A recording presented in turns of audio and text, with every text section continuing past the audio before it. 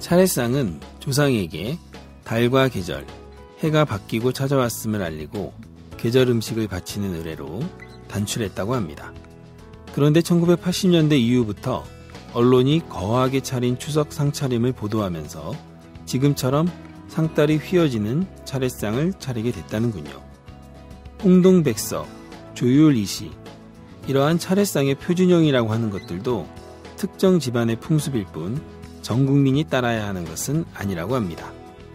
이번 추석에는 간소한 차례상을 차려보면 어떨까요? 사는 이야기 다시 읽기 지금 시작합니다.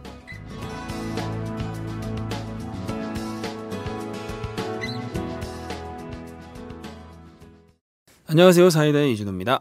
최규하입니다. 안녕하세요. 이은영입니다. 네, 모처럼 우리 셋이 다 모였군요. 네, 3주 만이죠? 네. 네. 돌아가면서 한 명씩 쉬고. 네, 돌아가면서 계속 하나씩 빠져가지고. 네, 덕분에 3주 동안 휴가 특집이 있었네요. 아, 본의 아니게. 네. 네. 그렇죠. 네, 최규하 씨 지난 휴가 때 뭐 하셨어요? 네, 잘 쉬었습니다. 제가 유명한 집돌이거든요. 그래서 집에 쭉 있었습니다. 아, 집돌이요? 일주일 동안 고향 집에 쭉, 또 저희 집에 쭉 있으면서 가족들과 함께 시간을 보냈죠. 아, 그런 걸 집돌이라 그러는군요. 네, 어디 집 밖에 잘 안 나가는 사람들을 집돌이, 집순이 뭐 이렇게.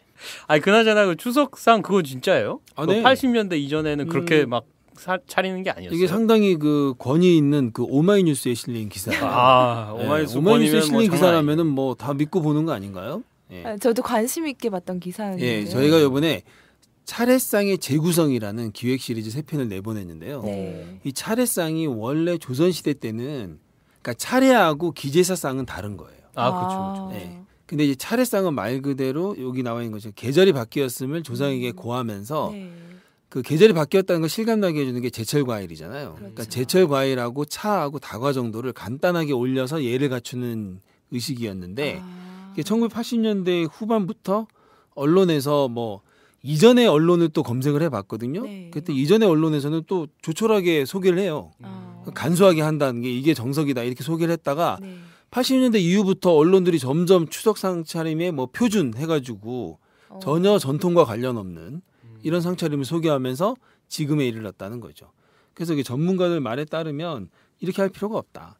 사과하고 배 있잖아요. 네. 특히나 이제 배는 늦가을에 나오는 과일이거든요. 무지 비싸죠. 근데 지금 같이 이번에 추석이 되게 이르죠. 네. 맞아요. 그럼 이 제사상에 올리려면 네. 이 배를 출하해야 되는데 제철이 아니다 보니까 성장 촉진제 같은 걸 넣어가지고 배를 모양을 맞춘다는 거예요. 그래서 이런 부작용이 너무 심각하니까 네. 추석 때는 그 시기에 맞는 제철 과일을 올리면 된다는 거예요. 예를 들어 지금은 포도가 한창이다. 그럼 그냥 포도만 올려도 된다는 거죠. 그런 얘기가 또 있었군요. 네, 저도 이제 그 기사를 아주 그 주의 깊게 봤거든요. 네. 그 추석상 차림에 스트레스를 받고 계시는 우리 주부님들이 네. 이 이야기는 귀담아 들으시면 참 좋겠네요. 그래서 저는 당장 제 아내한테 네. 이번 추석부터 그 우리가 안 먹고 이런 건 다 때려치워라. 네. 우리 먹고 싶은 거 위주로 하자. 이렇게 좋네요. 했어요. 과일도 사과가 지금 백화점에 가면요. 8개짜리 한 상자가 8만 원인가 그렇대요. 하나에 거의 10,000원 이렇게. 사과도요? 네, 사과가. 배는 개당 5,000원 정도 하는 것 같았는데 그런 거, 사과도 그렇군요. 우리 아이들이 지난 주말에 롯데마트 가서 그걸 보고 와서 눈이 띵그레져 가지고 와서 얘기를 하더라고요. 눈이 커졌나요? 상당히 커졌어요. 네. 종종 보내야 되겠네요. 네. 그러면 눈이 점점 좀 작아졌다 싶으면 한번 갔다 와라. 네, 제가 좀 눈이 작아서 종종 그렇게 해야겠어요. 네. 자, 오늘 이야기 한번 들어가 볼까요? 네, 오늘 이야기 8월 3일에 오마이뉴스 지면을 통해서 소개된 사는 이야기입니다. 이주현 기자님이 써주셨고요. 제목이 이렇습니다. 엄마, 애들이 자꾸 여자 가슴이라고 놀려. 아이고. 무슨 얘기일지 굉장히 궁금해지는데요. 네. 네, 한번 읽어보겠습니다.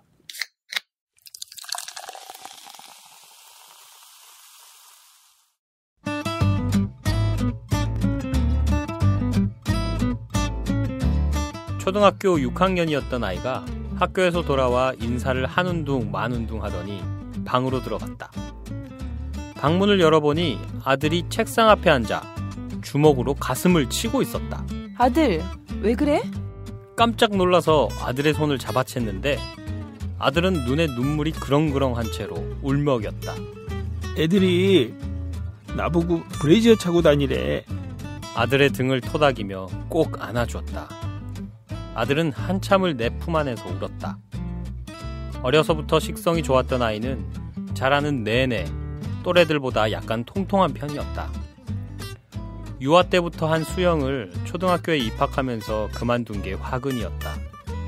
우리 부부는 맞벌이를 하고 있었는데 아들이 하기 싫어하는 운동을 하러 가라고 전화로 재촉하는데 한계를 느꼈다. 억지로 운동을 시키는 것보다 하고 싶을 때 시키는 게 좋겠다는 생각으로 수영을 그만두게 했다. 그러나 다시 운동을 시작하기란 생각만큼 쉽지 않았다. 그 후 아들의 체중은 많이 늘어났다. 다른 아이들처럼 뛰어놀기라도 하면 좋으련만 아들은 주로 책상 앞에 앉아 그림을 그리거나 책을 읽는 것으로 여유 시간을 보냈다. 고도비만 상태에 가까워져서야 반강제로 다시 수영을 시작했다. 그때가 4학년이었다. 운동을 좋아하지 않는 아이였기 때문에 새로운 운동을 시작하기보다는 먼저 해왔던 수영을 하는 게 괜찮을 거라고 생각했다. 그러나 여전히 아들은 수영하러 가는 걸 꺼렸다. 하루는 수영을 가야 할 시간에 집에 있는 아들에게 화를 냈다. 그러자 아들이 속상해하며 말했다. 애들이 자꾸 여자 가슴이라고 놀려. 살이 쪄서 그러니 그럴수록 더 열심히 수영을 해야 한다고 타일렀다. 아들은 마지못해 가겠다고 했다. 그러고 나서 마음이 짠해 퇴근을 일찍 하고 수영장에 가봤다. 아들보다 더 살찐 아이들도 제법 있어 보였다. 가슴이 나왔다고 놀림을 받았다 하니 아이들 가슴을 자세히 보았다. 확실히 다른 아이들에 비해 아들의 가슴이 조금은 더 나온 듯했다.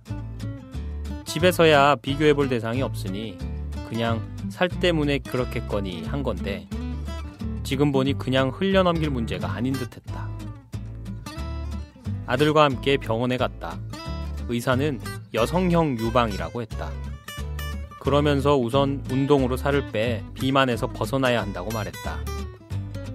그래도 가슴이 그대로면 성장이 다 끝난 뒤에 수술을 해야 한다고 했다. 처음 들어본 여성형 유방이란 말에 충격을 받았다. 남자에게 여자의 유방이 생길 수도 있다는 건 상상조차 해본 적이 없었다. 아들한테 너무 미안했다. 아이의 말을 진지하게 들어주지 않고 그저 운동하라고 체급만 한 것 같아서. 그 후로 수영 대신 옷을 벗지 않아도 되는 태권도와 검도를 차례로 보냈다. 아들도 운동하면 좋아질 수 있다는 말에 적극적이지는 않아도 꾸준히 도장을 다녔다. 그러나 아이는 커가면서 자꾸 어깨를 움츠리고 윗도리를 크게 입으려 했다. 아들이 가슴을 치며 운 그날은 학교에서 체육 수업을 하고 아이들끼리 수도가에서 물놀이를 했단다. 그 바람에 윗도리가 젖었고 아들의 가슴을 보게 된 몇몇 아이들이 또 놀렸다고 했다. 엄마, 빨리 수술해주세요. 아들은 감정을 추스른 후 나를 빤히 올려다보며 간절한 눈빛을 보냈다. 우선 운동부터 더 열심히 하자. 당장은 그 방법밖에 없으니까. 그래도 가슴이 안 들어가면 20살 넘어서 꼭 수술해줄게. 의사 선생님 말씀에 의하면 우리 아들뿐만 아니라 여성형 유방으로 고민하는 청소년이나 성인이 의외로 많다고 했다. 과거에도 여성형 유방이 없진 않았지만 최근에 그 사례가 더 많아지고 있다고. 스테로이드 부작용, 비만, 약물 남용 등이 원인으로 지목되고 있단다. 이런 원인으로 성장기 혈청 내 호르몬인 에스트로겐과 안드로겐의 불균형으로 가슴이 과다 발육하게 된다는 거다. 여성형 유방이라도 열의 9은 20살이 되기 전에 자연스럽게 남성형 유방 모양으로 돌아온다고 한다. 그러나 나머지 10%는 성장이 끝나도 여성형 유방 형태가 남아있고 가슴이 계속해서 커지기도 한단다. 그럴 땐 외과적 수술로 제거하는 방법밖에 없단다. 그냥 둬도 건강에는 해가 되지 않지만 정서적인 문제를 일으킬 수 있기 때문이다. 당장 아들만 해도 친구들의 놀림에 많은 상처를 받았다. 아들도 어렸을 때 모세 기관지염을 앓아 스테로이드제 약을 복용한 경험이 있다. 뿐만 아니라 잦은 잔병 치레로 그때그때 먹은 약의 종류와 양은 헤아리기도 어렵다. 게다가 몸도 비만이었다. 이 모든 것이 내 탓인 것만 같아 아들의 가슴을 볼 때마다 미안해진다. 꾸준한 운동 덕분인지 현재 중3인 아들은 비만에서 벗어나 키 176cm에 70kg의 보통 체격을 가진 청소년이 됐다. 가슴은 어떻냐고? 줄어들기를 간절히 바랐지만 가슴은 아직 그 형태를 유지하고 있다. 엄마, 저 헬스에서 가슴을 근육으로 만들래요. 얼마 전 아들은 헬스를 하겠다고 했다. 근력 운동을 하면 좀 더 빨리 좋아질 수 있을 것 같다는 것이다. 하고 싶어서 하는 운동이라 그런지 가라고 하기 전에 먼저 간다. 주변에선 중학생이 벌써 무슨 근력 운동이냐고 하지만 아들은 꿈쩍도 않는다. 집에서도 틈틈이 팔굽혀펴기를 하고 난 후 거울 앞에 서 있는 시간이 많아졌다. 엄마, 근데 운동에도 가슴이 안 들어가면 수술해 주셔야 해요. 꼭이요. 나에게 다짐을 받은 아들은 오늘도 자신의 몸과 싸우기 위해 헬스장으로 향한다. 아들의 뒷모습을 보며 나는 수술하지 않고도 좋아지기를 간절히 빈다.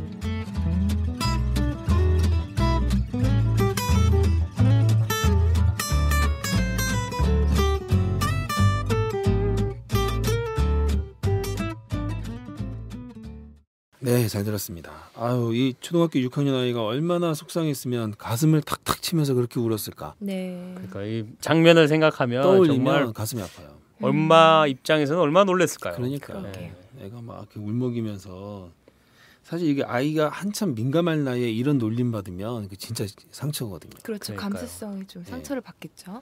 근데 이제 이 글을 보고 이 글에 공감한 분들이 참 많아요. 아, 예, 맞아요. 그렇죠? 이 여성형 유방을 줄여서 여유증이라고 하더라고요. 그래서 이 여유증 증상을 알았던 분들이 댓글을 좀 많이 달았는데 우선 댓글을 좀 간략히 소개를 해드릴게요. 한 분은 이렇게 썼습니다. 어디를 가든 큰 박스티만 고집하게 되고 상체를 움츠리게 돼서 등도 굽게 되었습니다.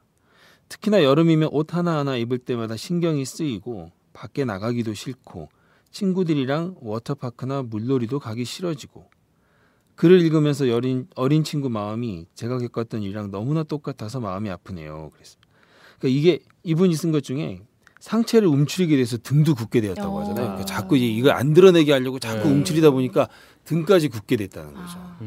네. 자세가 그렇게 굽어졌군요. 그렇죠. 가리려고 하다 보니까 네. 이게 되게 컴플렉스가 되는 거죠. 그 얼마나 고민스러울까요, 진짜. 상당히 그러니까 이게 우리 상상을 잘 못하는 거잖아요. 그렇지 않은 사람은. 그렇죠. 다른 댓글 하나 또 제가 네. 소개해드릴게요. 이 글이 저희 포털 사이트 다음에 네. 그 메인에 걸렸었어요. 오, 그래서 다음 포털 사이트에도 댓글을 참 많은 분들이 달아주셨는데요. 그 중에 네. 한 분입니다.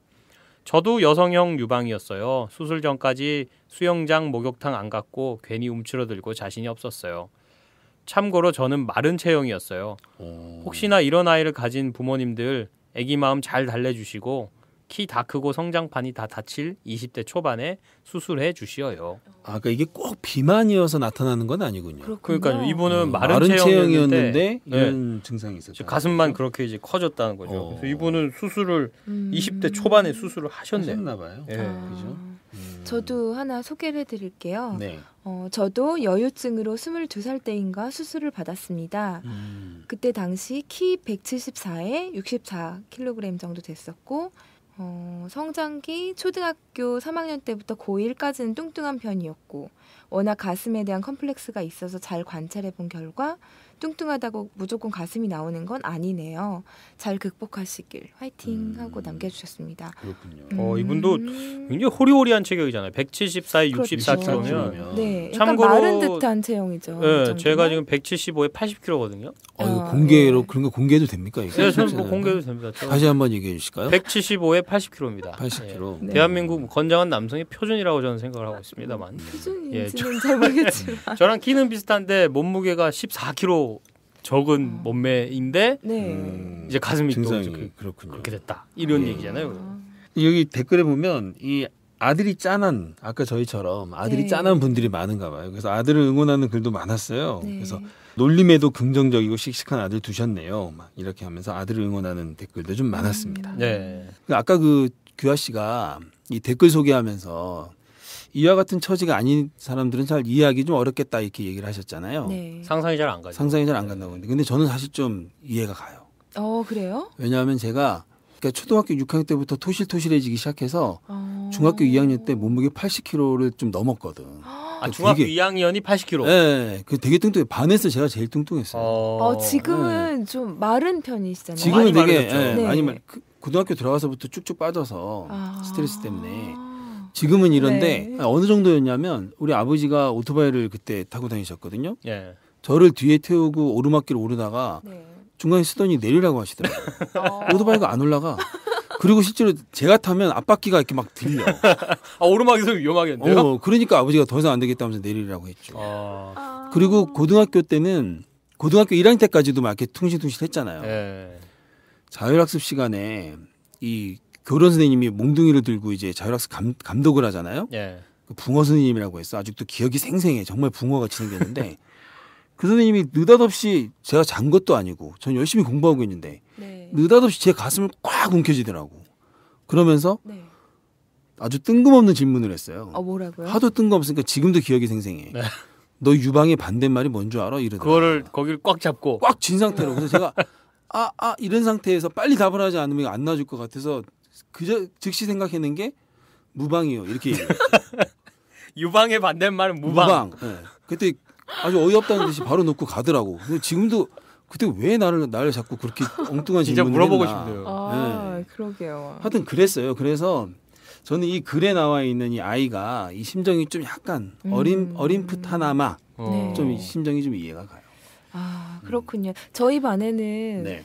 저도 중학교 때였는데 남자뿐 아니라 여자아이들도 그런 좀 이렇게 가슴이 큰 아이들은 고민이 됐었던 것 같아요. 그래서 저희 반에 유난히 약간 살집이 있고 키가 큰 친구가 있었는데 체육 시간에 달리기를 하잖아요. 그럼 티셔츠를 이렇게 잡고 앞서풀 좀 잡고 뛴다거나 네? 앞서풀 잡고 뛴다고? 이렇게 앞부분은 왜냐하면 이거 안 하면 달라붙으니까. 이게 드러나 보이니까. 네. 그래서 이 바람이 이렇게 뒤로 이렇게 돼서 몸에 붙으니까. 네. 그래서 몸이 다 드러나니까 이렇게 뭐 티셔츠를 약간 여유 있게 잡고 뛴다거나 아니면 이렇게 잘 뛰려고 하지 않는 그런 친구가 있었어요. 그래서 그 청소년기에는 그런 게 아주 또 민감하죠. 네. 아니 근데 얘기 듣고 보니까 특히나 이제 여자들이 더 좀 외모에 민감하잖아요. 그렇죠. 그러니까 예를 들어서 여자들은 보면 그 체육 시간에도 뭐 띰뛰기 같은 거 할 때 뭐 반드시 이렇게 머리를 이렇게 잡고 뛰거나 그죠? 그러더라고 자세가 보면. 그러니까 어디 자기가 약간 좀 자기가 민감한 부분은 꼭 이렇게 잡고 그게 드러내지 않으려고 되게 애를 써. 네. 근데 남자아이들이 막 한참 민감한 시기인데 남자애들 막 놀리고 그러니까 좀 그게 많이 신경이 쓰였던 것 같아요.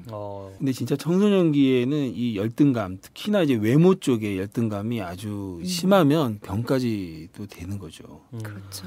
그럴 수 있죠. 네. 우리 뭐 규하 씨는 청소년기에 무슨 컴플렉스 없었어요? 저는 청소년기보다는 더 어렸을 때. 네. 그러니까 뭐 초등학교, 중학교 한 1, 2학년 때까지 굉장히 작았어요. 키가? 예, 키도 작고 몸도 약하고 뭐 마르고 제가 초등학교 1학년 제 학생 기록부에 남아 있는 몸무게가 19kg거든요. 1학년이? 예. 그럼 굉장히 마른 거네요. 그렇죠? 굉장히 마른 거죠. 네. 굉장히 말라서 그때는 정말 뭐 마르기도 마르고 작기도 작고 너무 약해가지고 학교 운동장에 걸어가다가 다른 아이들이 찬 축구공에 머리를 맞아서 1박 2일 동안 기절해 있었던 적도 있어요. 그러니까 뭐 어른들이 찼으면은 이해를 하는데 초등학생 직관놈들이 차봤자 얼마나 세게 차겠어요. 근데 그거를 운동장 이제 하교하고 집에 가다가 그걸 맞고 그 뒤로는 저는 정신이 없어요. 집에서 깨어난 거예요. 집에서 깨어나고 그리고 초등학교 때 그러니까 몸이 약한 게 되게 좀 컴플렉스였겠네. 예, 몸이 작으면서 이제 키도 작고 마르고 뭐 체력도 약하고 뭐 운동을 좋아하긴 하는데 체력이 안 따라가니까 늘 운동을 못 하는 거예요. 그러니까 부모님이 좀 걱정을 많이 하셨겠어요. 걱정을 많이 하셨죠. 제가 뭐 잔병치레도 정말 많고 그래가지고 초등학교 6학년 내내 개근을 한 연도가 한 해도 없어요. 한 학기도 개근한 적이 없어요. 저는. 그래서 초등학교 때 뭐 친구들하고 축구를 이렇게 같이 하면은 네. 그때는 뭐 해지기 전까지 뭐 미친 듯이 놀잖아요. 네. 근데 저는 그 나이에도 체력이 딸려서 중간에 놀다가 쉬어야 됐어요. 같이 막 지금도 운동하는 걸 좋아하는데 그때는 더 좋아했거든요. 근데 어떤 계기가 있었어요? 지금은 그렇게 허약 체질은 아니죠? 아, 지금은 뭐 굉장히 비만하지만 지금 비만하죠. 네. 그래서 제가 어렸을 때는 아주 저 친구 아주 건장하다, 덩치 좋다, 네. 체격 좋다, 뭐 아니면 어른들이 야 너 많이 컸다 이런 얘기 듣는 게 너무너무 소원이었어요. 그리고 막 뭐 키가 작다, 뭐 덩치가 작다, 뭐 이런 걸로 놀림받는 게 너무 싫어가지고 그때는 이제 제가 좀 지금은 조금 제가 찾아볼 수 없지만 그때는 굉장히 좀 스마트한 그런 게 있었거든요. 조금 브릴리언트한 예, 이제 시험 치면은 뭐 이제 전과목 해서 뭐 하나 틀리거나 안 틀리거나 뭐 이런 정도의 사람이라서 아우 얄미워. 그래서 누가 이제 저 이제 덩치 작은 걸로 막 놀리거나 뭐 이렇게 하면은 네. 그걸로 극복하려고 예, 저는 이제 그 얘기를 해주죠. 넌 나보다 똑똑하냐? 너 나보다 공부 잘하냐? 브릴리언트하냐? 길을 막 나빴다. 죽이고 그 걔 약점을 찾아내서 막 공격하고. 상당히 좀 재수 없는 애였는데요. 굉장히 재수. 네. 인정하시는군요. 근데 그게 저한테는 굉장히 오래된 컴플렉스였어요. 그래서 중학교 2학년, 3학년 가면서 키가 막 쑥쑥 자랐거든요. 이제 그러면서 좀 그 평균 키라도 따라가고 이러면서 그런 것들이 많이 좀 없어지긴 했는데 네. 지금 저희 부모님이 오히려 거꾸로 이제 걱정을 하세요. 지금 좀 살이 좀 많이 찌다 보니까 제가 이제 평균 그렇게 많이 찐 체중보다 것도 아니야. 그러니까 그 병원에서 이제 권장해주는 체중보다는 한 6kg, 7kg 정도 그래요? 많거든요. 네, 그래서 부모님이 늘 살 좀 빼라고 막 이러는데 뭐 앞에 계실 때야 뭐 알겠다고 그냥 고개 끄덕이긴 하지만 네. 저는 사실 지금 이 몸이 좋아요. 약간 이게 뚱뚱해 보이면서 좀 등발 있어 보이는. 뭐 좀 있어 보이는. 네, 이게 어렸을 때는 워낙 좀 작고 이제 늘 덩치 작은 게 저는 컴플렉스였기 때문에 지금은 오히려 이 지금 체중을 좀 좋아합니다. 근데 가끔 사진 찍어 놓은 걸 보면은 조금 충격받긴 해요. 아유, 근데 저는 좀 이해 안 가는 것이 뭐 이해 안 가는 것은 아니죠. 아이들이 그 놀리잖아요. 네. 근데 저는 사실 저 어렸을 때 물론 이제 기억이 가물가물하긴 하지만 어렸을 때도 나는 어떤 애의 어떤 약점을 보고 그걸 놀린 기억은 없는 것 같은데. 착하셔서. 주로 아니, 내가 뭐 당하는 입장이라. 물론 이제 당하는 처지이긴 했는데 네. 저보다도 더 약한 애가 있을 수 있잖아요. 그렇죠. 그러면은 그럴 수 있죠. 걔한테 좀 놀릴 그런 게 있을 텐데 글쎄요. 그때도 그런 심정이 잘 이해가 안 갔어요. 왜 애가 저렇게 괴로워하는 거 아는데 왜 그렇게 놀리나. 근데 만화나 뭐 어떤 드라마 이런 데 봐서도 꼭 그런 애들이 있잖아요. 뭐 꼭 애들을 놀리고 그게 이 글에 나와 있는 아이 같은 경우도 얘가 이걸 되게 좀 내보이기 부끄러워하는 걸 알면 네. 그냥 그의 심정을 좀 헤아려 가지고 그냥 모른 척 해줄 수도 있을 텐데 그렇죠. 애들은 그게 애들의 특성인가요? 그게 되면 어른이죠. 그런가요? 네. 애들이 쟤 저기가 약점이니까 쟤를 놀려서 막 힘들게 해야지, 괴롭혀야지 이런 생각을 하고 놀리는 애들은 그러니까 아마 저 같은 애들밖에 없을 거고. 아이들이 보통 그러니까 아이들답다라는 게 어떻게 보면 이런 것까지도 아이들다운 건 거잖아요. 그냥 어떻게 보면 놀리는 생각 것이 없이 그냥 별 생각 이렇게, 없는 거? 너 왜 이렇게 가슴이 커? 뭐 이런 얘기들은 그냥 생각이 드니까 하는 얘기일 거예요. 근데 이제 아무런 생각 없이 하는 얘기에도 이 예민한 시기에 있는 친구들은 상처를 받게 되는 거죠. 네. 저 여하튼 이 우리 오늘 그 소개한 이 기사에 나와 있는 우리 아드님 지금 중학교 3학년이라고 했죠? 네. 네, 중학교 3 아주 몸도 건장해졌고 네. 약간 아직까지 좀 가슴이 나와 있는 상태이긴 한 것 같은데 열심히 노력하고 있잖아요. 헬스도 굉장히 다니고. 씩씩하네요, 진짜. 진짜 씩씩하죠. 네, 이거를 예. 내가 컴플렉스를 아주 극복하겠다고. 정면으로 내가 극복하겠다. 예. 노력으로. 맞아요. 이게 상당히 되게 어려운 건데 네. 이거 어른들도 사실 이르기 쉽지 않아요. 자기 컴플렉스를 정면으로 이제 맞부딪혀 보겠다는 거 이거 정말 용기가 필요한데 대단한 용기죠. 이렇게 해가지고 이걸 이겨내겠다고 네. 열심히 노력하는 아들 아주 멋집니다. 네. 그래서 꼭 이 어머님 바람처럼 꼭 수술하지 않더라도 운동으로 네. 더 근데 어떻게 보면 저 얼핏 이런 생각도 들었어요. 이 기사를 읽으면서 이 아들한테는 참 괴로운 시기이긴 하지만 네. 오히려 이것 때문에 아들은 좀 더 나은 몸 더 좋은 몸을 가지게 된 어떤 계기가 될 수도 있지 않았나. 한편으로 생각해 보면 이걸로 인해서 스스로 이걸 극복해가는 과정에서 더 멋진 남자가 철도 빨리 거죠. 들었잖아요. 철도 빨리 들고 그렇죠. 그래서 괴롭긴 하지만 이게 어떻게 보면 자기한테는 선물이 될 수도 있다. 네. 저처럼 옹졸하게 대갚아주는 그런 네. 못된 아이로 자라지 않고 네. 씩씩하게 잘 자라줘서 굉장히 그러니까요. 괜히 제가 고맙네요. 네. 하여튼 오늘 소개한 기사에 있는 이 아들 아주 멋집니다. 네. 자, 그러면 오늘 기사 얘기는 여기까지 하겠습니다.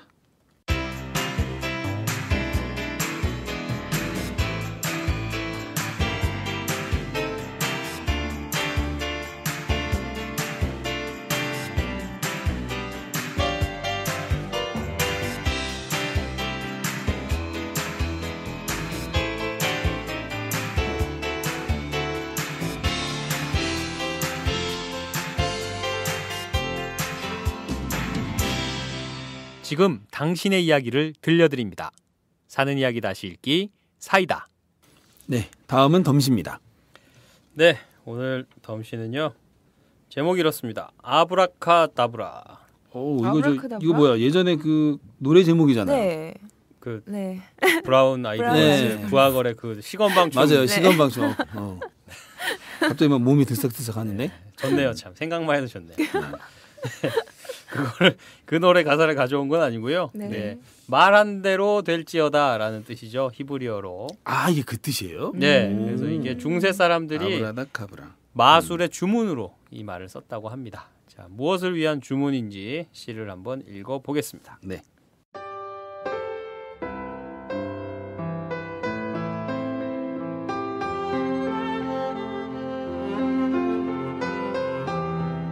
아브라카다브라. 염소 한 마리. 세상에 염소 한 마리가 2만 원이라고요? 수녀님.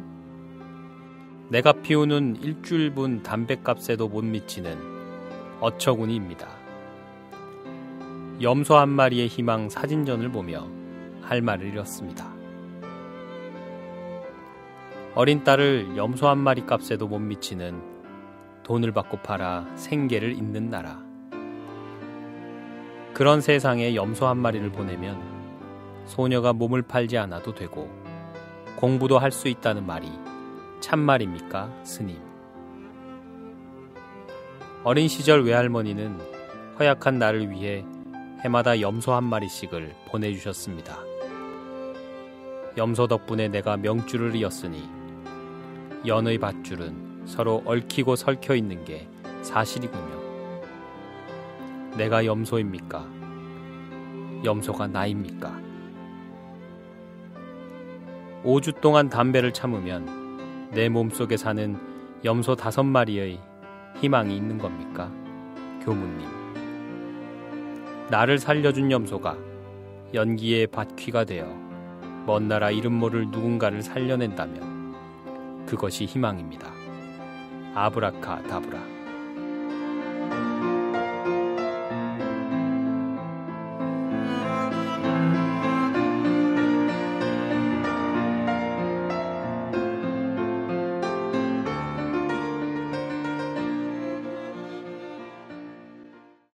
아, 좀 되게 독특한데요, 시가?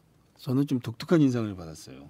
아무래도 이 말 때문에 일단 네. 그렇고 중간중간에 스님이 나왔다가 수녀님이 나왔다가 교무님이 나왔다가 네. 참 이 시의 배경이 참 궁금한데요. 좀 설명을 좀 해주시죠. 네, 염소 한 마리의 희망이라는 사진전이 열린 적이 있습니다. 이게 삼소회라는 모임에서 개최한 사진전인데요. 네. 이 삼소회는 여성 수도자 모임입니다. 아, 그래서 수녀, 비구니, 그리고 원불교의 교무 이런 분들이 모여서 삼소회라는 모임을 만들었고요. 그래서 시에 자꾸 그게 나왔군요. 네. 예. 그래서 이분들이 에티오피아의 여성들을 돕기 위한 자선 사진전을 연 겁니다. 아. 그래서 네. 이 시인이 네. 그 자선 사진전에 가서 보고 아니 세상에 이런 일이 이렇게 놀라서 그 이야기를 시로 쓴 거죠. 네. 어떤 일이냐면요. 에티오피아에서는 염소 한 마리 값 때문에 아주 어린 아이들을 조혼을 시키는 그런 아이고. 풍습 아닌 풍습이 있답니다. 네. 워낙에 가난하고 그 염소 한 마리만 있으면은 염소 젖을 먹기도 하고 염소 고기를 먹을 수도 있고 하니까 네. 그 염소 한 마리 값만 주면 딸을 파는 거예요. 예, 그래서 그 좋은 풍습을 막기 위해서 염소 한 마리 값을 이제 기부하는 거죠. 그 가정에다가. 그러면은 염소를 사서 그 키우면서 딸을 학교에 보내고 공부시키고 이제 결혼을 시키지 않아도 되기 때문에. 예, 그래서 이 삼소회에서 이제 그런 운동을 하자라는 취지로다가 이제 사진전을 했고요. 그래서 이분들이 2만 원이랍니다. 2만 원. 그 나라에서 염소 한 마리 값이. 우리 돈으로 그렇겠죠. 네. 우리 돈으로 2만 원. 그 나라에서는 훨씬 뭐 비싼 가치겠죠. 네. 네. 그래서 2만 원만 있으면은 그 한 사람의 소녀의 인생을 지킬 수 있다. 네. 그래서 시집을 보내지 않고 학교에 보낼 수 있다. 뭐 이런 취지로 했다고 하네요. 바람코지에 두고 간다라는 제목의 시집이고요. 이명수 시인의 시집 문학세계사에서 올해 7월에 나온 시집에서 가지고 왔습니다. 이 얘기를 뭐 하려고 했던 거는 그 요즘 유행하고 있는 아이스 버킷 챌린지라는 거 유행하고 있죠. 알고 계시나요? 네. 얼음물 뒤집어 쓰기. 네. 그게 굉장히 가까이 왔더라고요. 저는 뭐 연예인들이라든가 되게 유명인들만 하는 건 줄 알았는데 네. 페이스북을 이렇게 하다 보니까 제 굉장히 가까운 곳에 있는 친구들도 그거를 막 하고 네. 어떤 사람들은 이제 지목을 당해놓고는 안 하고 있고 뭐 그런 친구들도 있더라고요. 네. 예, 뭐 김지연 기자 같은 경우. 아 그래요? 예. 그래서 굉장히 가까이 와 있는 이 어떻게 보면은 굉장히 재미있는 이 기부라는 것을 굉장히 재미있는 일상의 사건으로 만든 네. 놀이로 만든 그런 거잖아요. 그래서 우리가 기부라는 것을 좀 어렵게 생각하지 말고 우리 사이다 지난 시간에서 읽었던 그 박윤정 기자님의 머리카락 기부 같은 것도 네. 그리고 오늘 제가 시로 읽어드린 이 염소 한 마리를 위한 이 기부 뭐 이런 것들 우리가 찾으려고 마음만 먹으면은 가까운 곳에서 할 수 있는 일들이 굉장히 많잖아요. 그래서 저 추석이고 명절이고 뭐 이렇게 하면은 늘 저희가 약간 소외된 이웃들을 뭐 찾아보자 뭐 이런 특집 프로그램 같은 것도 막 하고 뭐 이런 이야기들이 또 안 하던 이야기도 좀 하게 되는데 네. 이렇게 좀 가까이에서 우리가 쉽고 재미있게 할 수 있는 이런 활동들이 있으면은 아무쪼록 외면하지 마시고 좀 하면 좋겠다 이런 생각이 듭니다. 자, 오늘 시 잘 들어봤습니다. 네. 네. 다음은 청취자 퀴즈입니다. 네, 이번 주 청취자 퀴즈는요.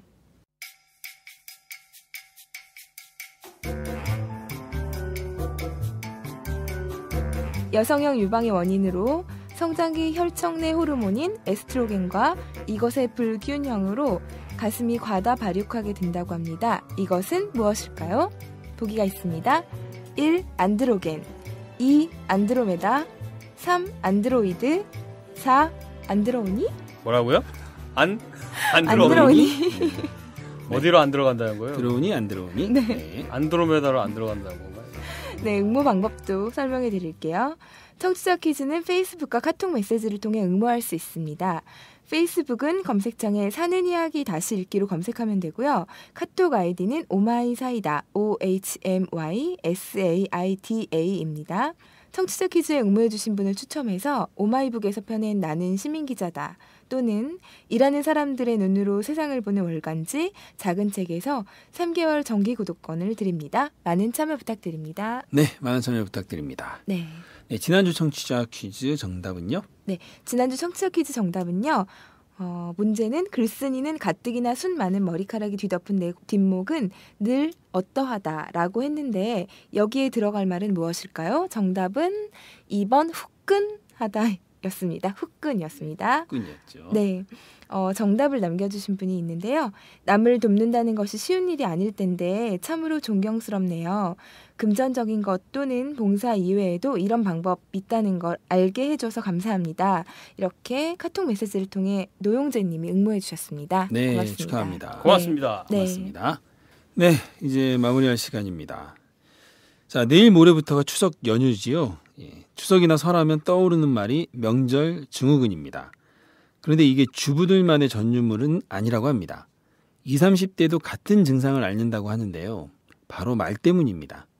취업, 결혼, 여기에 대해서 뭐라 하는 소리를 듣거나 남과 비교하는 말을 들으면 기분이 나쁘고 심지어 우울하다는 20, 30대가 많습니다. 가족과 만나 즐거운 시간을 보내되 상대의 처지를 헤아려 말은 가려서 하면 좋겠습니다. 10만인 클럽 회원들의 후원 덕분에 이 방송을 만들고 있습니다. 회원 가입 문의는 02-733-5505 내선 274번으로 하면 됩니다.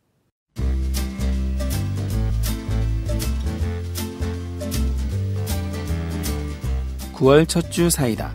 지금까지 진행해 이준호, 최규화, 이윤영, 제작의 강윤준이었습니다. 추석 잘 보내시고 저희는 연휴 지나 찾아뵙겠습니다. 안녕히 계세요.